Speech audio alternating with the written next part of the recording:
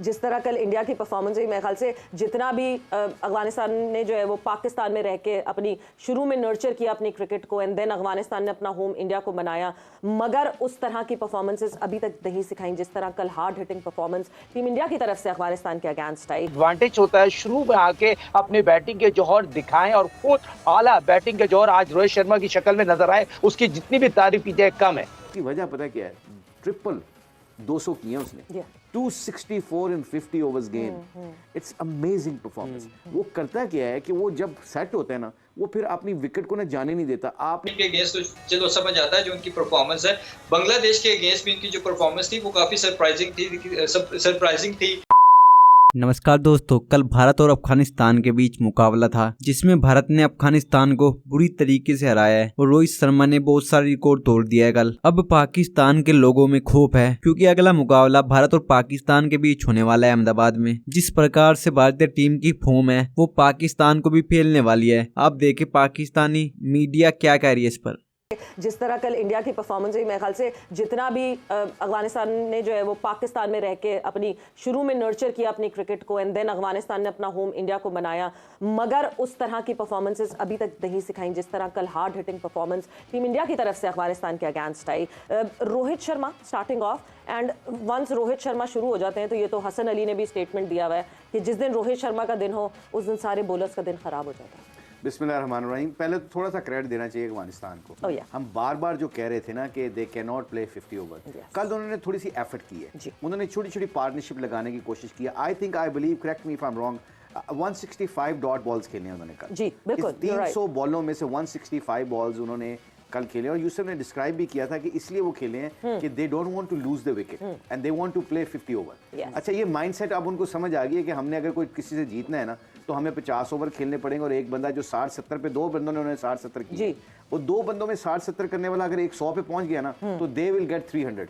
The time they will start getting about 300 runs plus, उनकी bowling अब इतनी अच्छी होती जा रही है कि they can defend. Obviously Rohit Sharma की आपने 80 किए, कैप्टन ने, शायदी ने 80 बहुत अच्छा किया, मतलब आई मीन उनको क्रेडिट देना चाहिए। उनकी थोड़ी सी फील्डिंग में, उनको थोड़े से बॉलर्स को भी, एक जिस तरह राशिद है मेन इस वक्त बॉलर माना जाता है कि 2020 का, अब वो 50 ओवर के उसको भी पता चल गया कि अब मैंने कल देख रहा था वो स्लिप लेके ना बॉलिंग कर रहा था, अब उससे मैं as a being leg spinner देख रहा था, ही अंडरस्टैंड दैट कि if I have to win matches for Afghanistan I have to get people out in middles. अच्छा, वो मिडिल ओवर्स में वो इस विकेट इसलिए नहीं ले रहा क्योंकि उसकी वेरिएशन उसको अभी नहीं सीखी उसने, and he is smart guy, मैं उसको देखता हूँ बड़ी जल्दी अडेप्ट करता है सिचुएशन को, तो आई थिंक वो जरूर करेगा। बाकी जो उनके 2-3 स्पिनर है, नूर हो गया, अब इन्होंने ये कोशिश करनी चाहिए कि इनको पता होना चाहिए कि हमारे 50 ओवर्स के बॉलर कौन से हैं, 2020 के कौन से हैं, तो आई थिंक ये वो तो अच्छी जगह उनको थोड़ी सी इंप्रूवमेंट आई है, उनकी मैनेजमेंट को इसका क्रेडिट देना चाहिए। दूसरी बात आ जाए आप रोहित शर्मा की।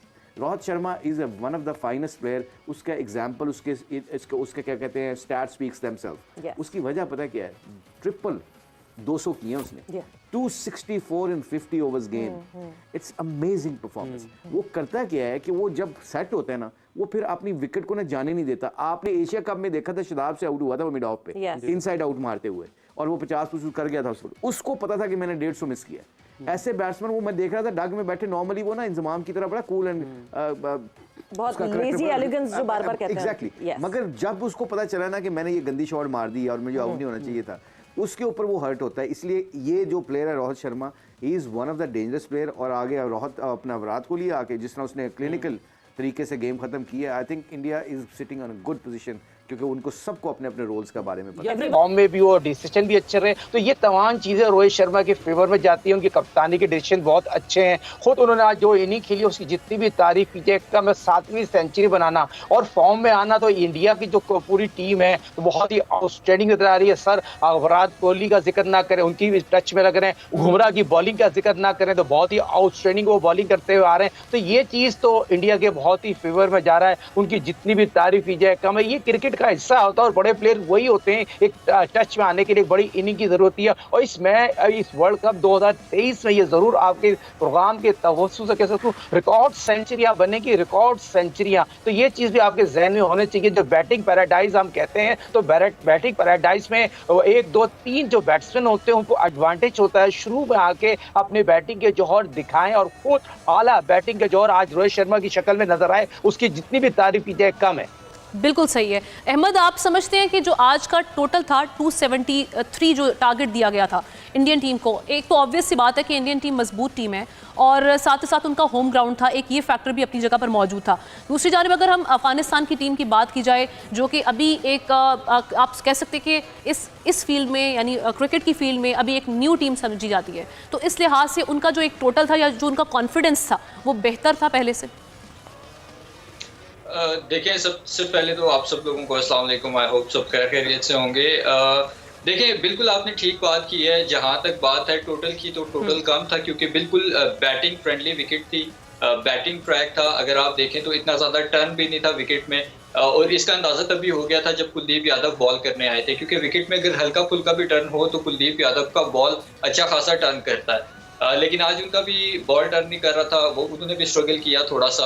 और आई थिंक कि जिस तरह अफगानिस्तान की शुरू में तो विकेटें गिर गई, उसके बाद जिस तरीके से उनके जो मिडिल ऑर्डर के बैट्समैन हैं उन्होंने जिस तरीके से बैटिंग की है, उस हिसाब से तो ये लग रहा था कि 300 प्लस स्कोर होगा। लेकिन आप सुने ना, ये अभी आपको मैं यहाँ पे इंटरप्ट करूंगी। हशमतुल्लाह शायद ये 80, अजमतुल्लाह उमर जई 60, इब्राहिम जदरान 22 और रहमतुल्लाह गुरबाज ने 21 रन, यानी ये 4 खिलाड़ी थे, इन्होंने काफ़ी स्टेबल कर दिया था सारी सिचुएशन। जी बिल्कुल ऐसा ही है। और इसके बाद मेरे ख्याल में फिर इंडियन बॉलिंग को क्रेडिट देना पड़ेगा कि उन्होंने अपने एक्सपीरियंस को यूटिलाइज करते हुए विकेट्स ली और प्रेशर दोबारा से अफगानिस्तान की तरफ शिफ्ट किया। अफगानिस्तान की टीम की आपने जो बात की है कि नई टीम है, देखें T20 में अफगानिस्तान किसी हद तक कामयाब हो सकती है, क्योंकि T20 में कम ओवर होते हैं, उसमें आपने ज़्यादातर बैट के साथ लाठी चार्ज करना होता है, जिसको हम अपनी जुबान में कहते हैं कि टुल्लेबाजी करनी होती है। उसमें तो सर्वाइव कर जाते हैं, लेकिन वनडे क्रिकेट में क्योंकि ये एक लंबी क्रिकेट है, यहाँ पे अफगानिस्तान की टीम पे बहुत ज्यादा क्वेश्चन मार्क्स हैं, खासतौर पे इंडिया की टीम के अगेंस्ट तो चलो समझ आता है जो उनकी परफॉर्मेंस है। बांग्लादेश के अगेंस्ट भी उनकी जो परफॉर्मेंस थी वो काफी सरप्राइजिंग थी कि बांग्लादेश ने भी उनको बड़ा इजीली हरा लिया था।